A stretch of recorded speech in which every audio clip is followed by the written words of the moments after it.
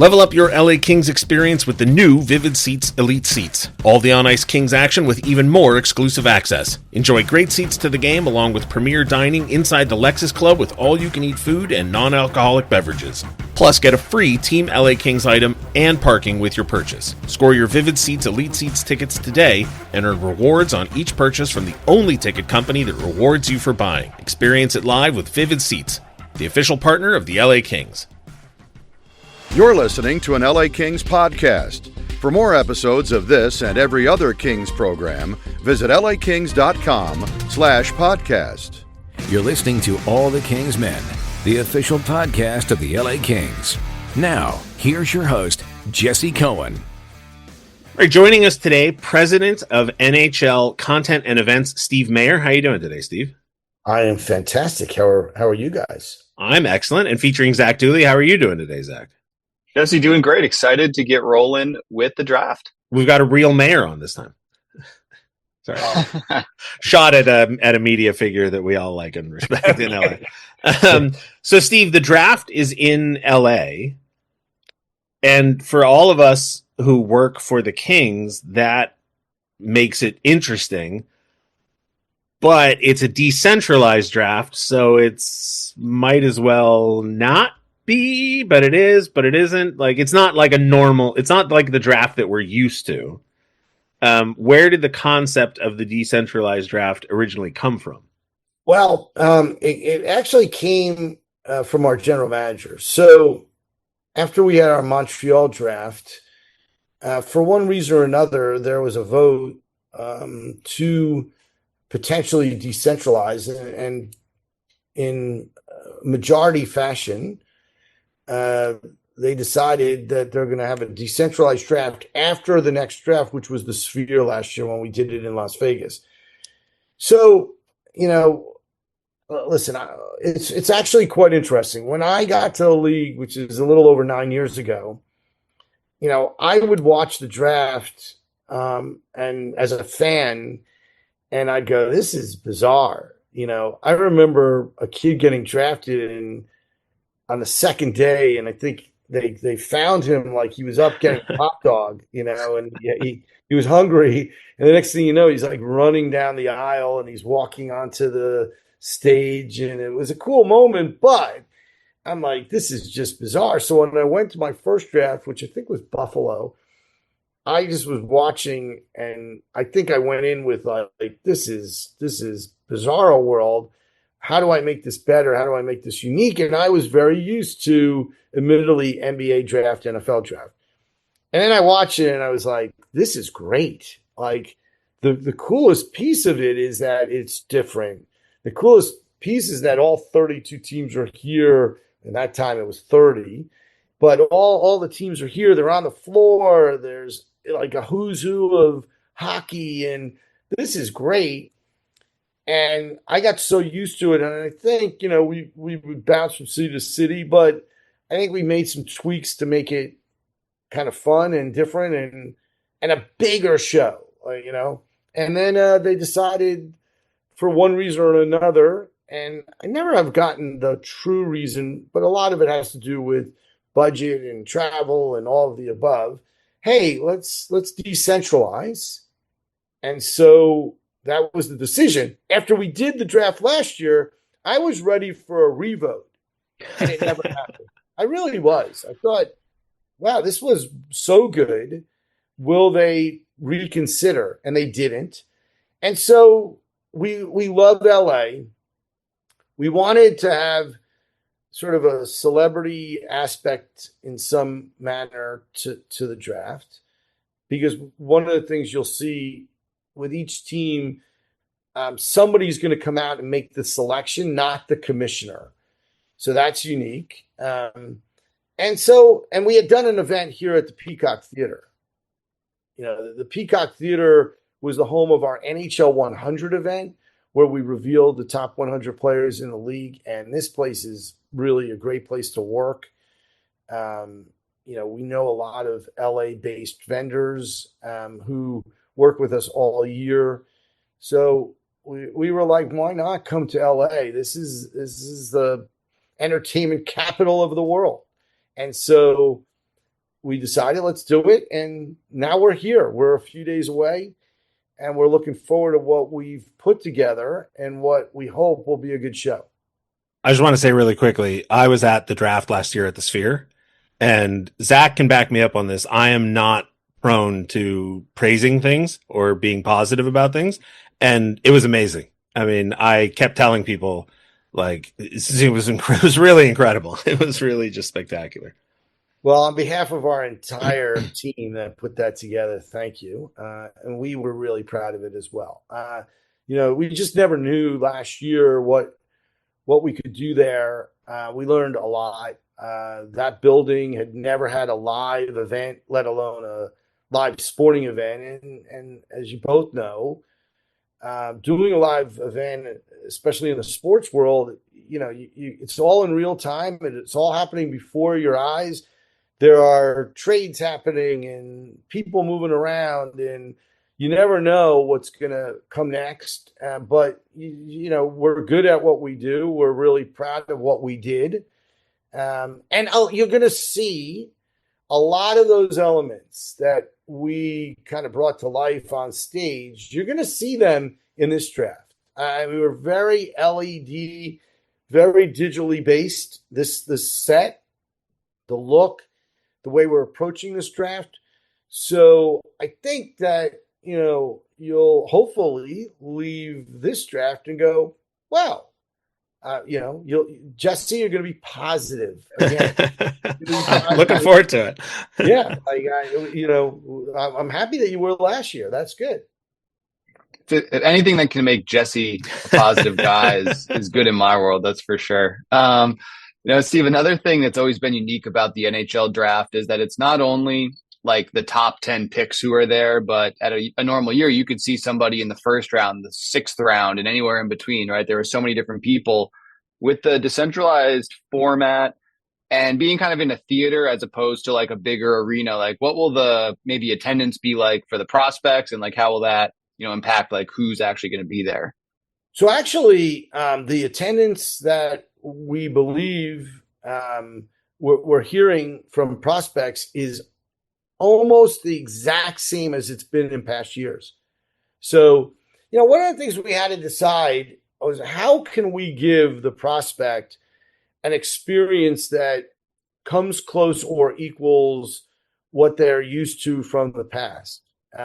Because, this is their draft, this is their moment. And I'm sure for the rest of their life, they're going to remember that day that it happened, the moment it happened, and then all the pieces after it happened.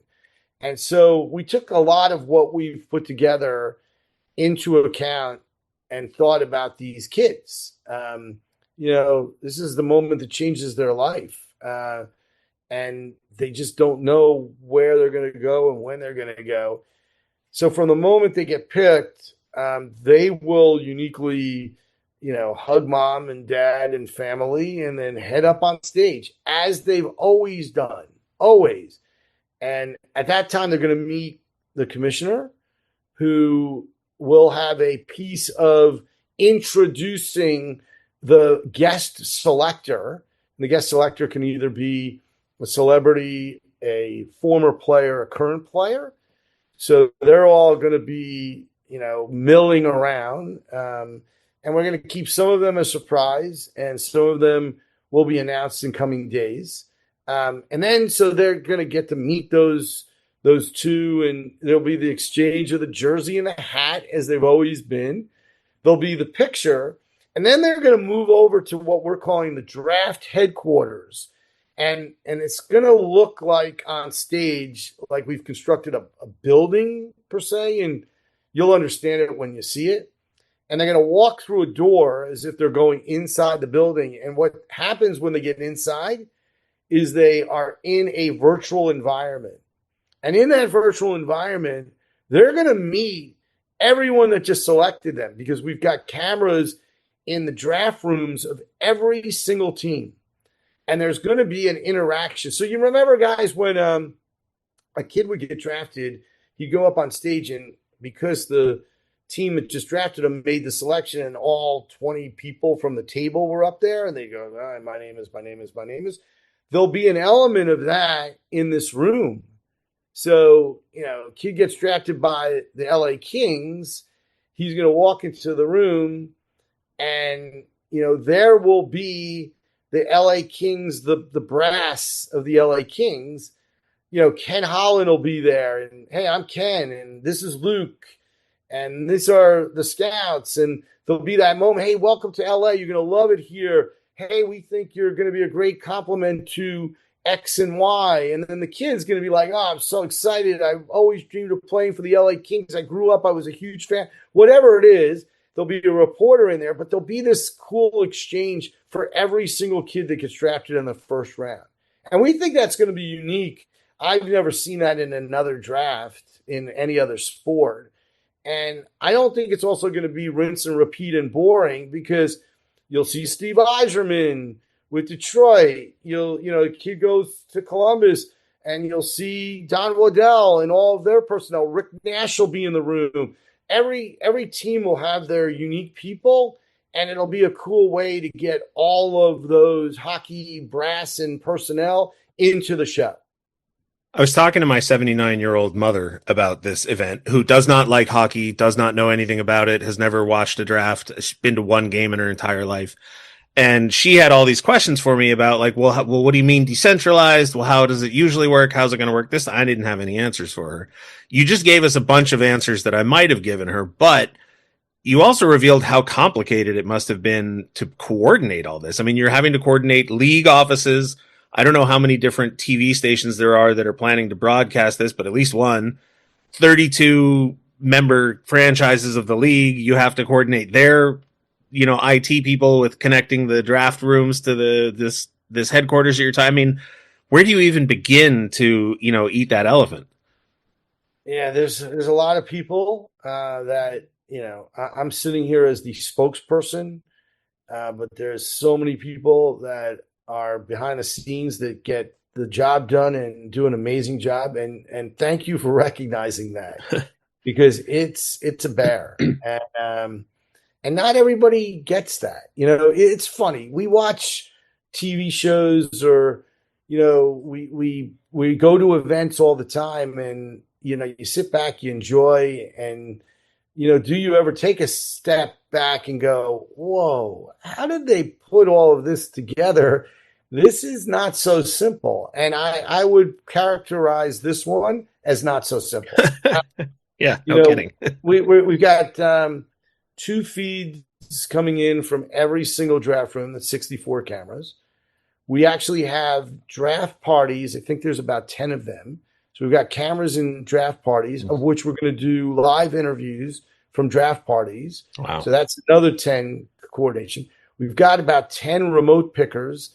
So now we're up to 84 cameras. And then we've got some remote cameras actually here in Los Angeles. Jeez. That we're going to be in the plaza. We're going to be in a few different places that just give you the feel of LA. And so we think we've got 90 total cameras. Is that all? On top of the cameras that are covering the event, that are just in the building naturally. 3 networks that are doing their own shows: ESPN, Sportsnet in Canada, TVA, which is the French network in Canada. It's a bear. And listen, will everything work? Probably not. And, that's the other thing. You got a backup for the backup for the backup. The ultimate backup for us is Gary Bettman in some ways, because if a celebrity or a player doesn't show up to make the pick, okay, we always have Gary to sort of fall back on. And by the way, if he hears me say fall back on, that could be the end of my employment.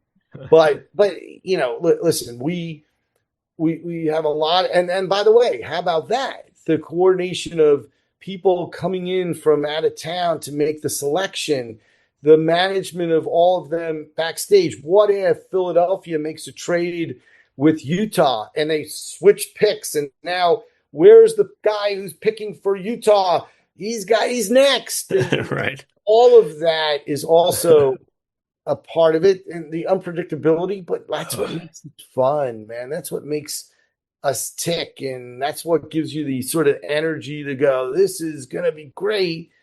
And, and I think it will be. I mean, it's just, we've got a lot of stuff happening, and we realize, it's going to be quite ambitious, but why not? Let's give it a try. Jesse told me he'd be willing to announce the San Jose Sharks pick if their guy doesn't show up. So he would love to step in if I can just make up some name that isn't a real player. Sure.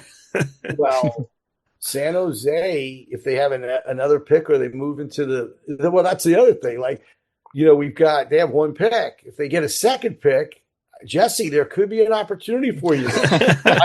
I will know where to find you. I'll keep my calendar open. Okay. There's your fallback option. Yeah. There's your fallback. How about the other option of, say Jesse is going to pick for the San Jose Sharks, okay? And he's flown in, and it's so exciting for him, and this is his lifelong dream to make the selection, and they decide they're trading the pick. And now what? Like, I got Jesse going, I flew all the way in here and I'm not going to do anything. So there's that piece of it as well. And everybody knows the risk. Everybody understands the nuances of a draft, but we'll be prepared for just about anything. It certainly sounds like, even though the draft is in LA, this is more of kind of a league driven event than a Kings driven event. But how much, do the Kings kind of factor in as well, being it's not at crypto.com arena, but it's still kind of like Kings adjacent, right? 100%. And I always feel like, that moment, whether there's 5,000 people in the building or there's 20,000, if we're in an arena, the moment when the team picks, whether they're picking, in the first position or they're picking in the 20th position, it's a moment. And, the Kings are great to work with. We've done so much over the years with the organization. We just recently had a really successful partnership working together on the LA fire relief game. And by the way, that also proved, the amount of celebrities that, Luke and the team know that, and how many celebrities the team attracts to games. You have this pool of people to pick from. So, and then, the team does make a huge effort and supports the selling of tickets, and getting people in the building, local fans. And this was easy because of, don't want to say a lack of seats, but it's just, we're in a theater. We're not in an arena. So you're going to hear a lot of LA Kings fans. And again, a huge thank you to the Kings organization, because they're just great to deal with. Speaking of which, tickets to this event are available to the public. How do you talked earlier about all the different prospects that are going to be coming in, and I'm sure teams will be sending some people, not the full staff that they ordinarily send. Did you have to get an absolute RSVP list of who's planning on coming before you decided how many tickets to make available? Yeah, it's typical of any event we do. There's the seat kills, they're called. And in this case, you have to add not only TV asks, because the TV broadcast takes up X amount of seats as well. Mm-hmm. Whether it's a jib that they've placed or a broadcast position. But then in this event, you have to understand how many prospects are coming, how many members of their family are coming. And unlike the arena where you've got, tons of space, we want to be very organized where we're putting the players, where they're all sitting. We do our best job of predicting who's getting selected in what rounds, because I think the audience knows by now, you want those kids to be on the aisle. Their walk to the stage is shot. So some of that's very coordinated. And that's essentially a seat kill. And so you take all of these, seats that you need for the production, and whatever's left over is available for the public. And in this case, I don't know the exact number, but there weren't that many seats to fill here, as opposed to in an arena, again, where we have about the same amount of prospects coming. There's 93 prospects, 93 that will be in the house and their families. And by the way, we have them sitting in rows, 6 people in that row. But then, some of these kids, for instance, Matthew Schaefer, for instance, I think he's got 20 people, 22 people coming as part of his entourage. So they're sitting in other places as well. It's a little bit of a puzzle, but we're used to it and we make it work. Steve, I wanted to ask you also about another kind of LA collab that you just did, the NHL Awards show with, Isaiah Mustafa, who's a good friend of the show. We just had Isaiah on, a couple weeks ago to talk about it a little bit. How cool was it to kind of add that LA Kings flavor to it? And I mean, just an opportunity for us all to talk about how great Isaiah is. Well, it's actually interesting. In my past life, I actually worked with Isaiah on a show, World's Funniest Commercials, that was on TBS. He hosted it. It's right when he was on those Old Spice commercials, and he was super popular. And so we worked together. When I came in for the LA Fire Relief game, he's been recovering from some leg surgery, and I saw him. And Luke is a huge fan of his, and we started talking about his love of the Kings and how many games he goes to and where he sits, and I was like, wow, I'm so happy we're reintroduced. And then when we were looking at the awards this year, and we changed the format of the awards, and we did surprise and delight, and we needed, or we wanted to put together a show. I put the 2 and 2 together. Like, what a great personality, great on camera, great host, and World's Funniest Commercials. He did a really good job on a clip show. So, wow, he would be the perfect host. And, it worked out great. He was awesome. We ended up shooting it in Florida. We knew we were going to shoot it at one of the 2 host cities for the Stanley Cup Final.